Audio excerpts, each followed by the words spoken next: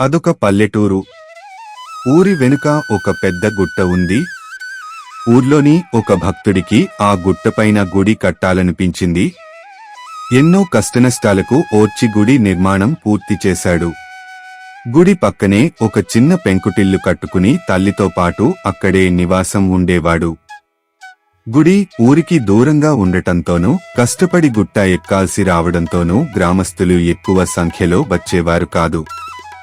ఆ భక్తుడిలో బాధ, భయం మొదలయ్యాయి. కొండంత భారం మోయలేకపోతున్నానని తల్లితో చెప్పుకుని ఏడ్చాడు. అతడి బాధ చూసి ఆమె కష్టాలు కలకాలం కాపురముండవు. మనకు మంచి రోజులు వస్తాయి. నమ్మినవాళ్లని భగవంతుడు ఎన్నటికీ విడిచిపెట్టడు అని ధైర్యం చెప్పేది. పైకి గంభీరంగా ఉన్న ఆమెలో కూడా బాధ లేకపోలేదు. హారతి పళ్లెంలో పడే పైసలు చమురు ఖర్చులకే రావడం లేదని లోలోపలే ఆందోళన చెందేది.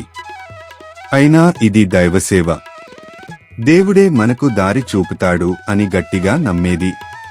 ఒకరోజు ఆమె గుడి పూజా సామానులు శుభ్రంగా కడిగి ఎత్తి పెడుతున్న సమయంలో హారతి పళ్లెం గుట్ట బండరాయి మీద పడింది. పళ్లెం పడిన చోట ఒక వీణుల విందైన రాగం ఆమెకు వినిపించింది.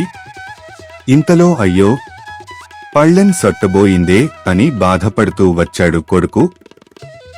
కాని ఆమె అలాగే బండరాయి మీద కూర్చుని చిన్న రాయి తీసుకుని కొట్టసాగింది. ఉన్న పళ్లెం సొట్టపోయిందని బాధపడుతూ ఉంటే నువ్వేమి చేస్తున్నావని అడిగాడు. ఆమె చిన్నగా నవ్వింది. గుడి చుట్టూ ఉన్న బండరాళ్లను రాతితో కొట్టి చూడసాగింది.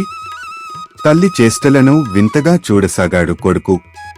ఆమె గట్టిగా, మన కష్టాలు తీరిపోయాయి, గుడి పోషణ ఇక సులభం అని చెప్పింది.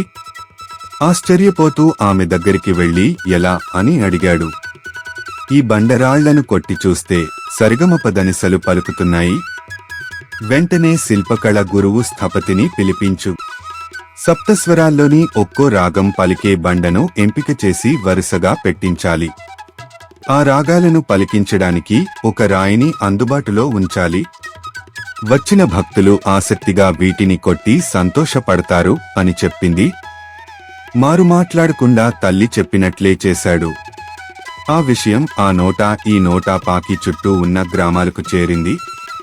మొదట పిల్లలు, ఆ తర్వాత యువకులు, చిన్నగా ఊరిజనం, చుట్టుపక్కల గ్రామస్తులు గుట్ట ఎక్కడం ప్రారంభించారు. దైవ దర్శనం చేసుకుని సరిగమలు పలికిస్తూ సంతోషపడసాగారు. గుడి ఆదాయం చిన్న చిన్నగా పెరగసాగింది. తల్లి కొడుకు దేవుడికి నమస్కరిస్తూ నమ్మినోళ్లకు నమ్మినంత అనుకున్నారు.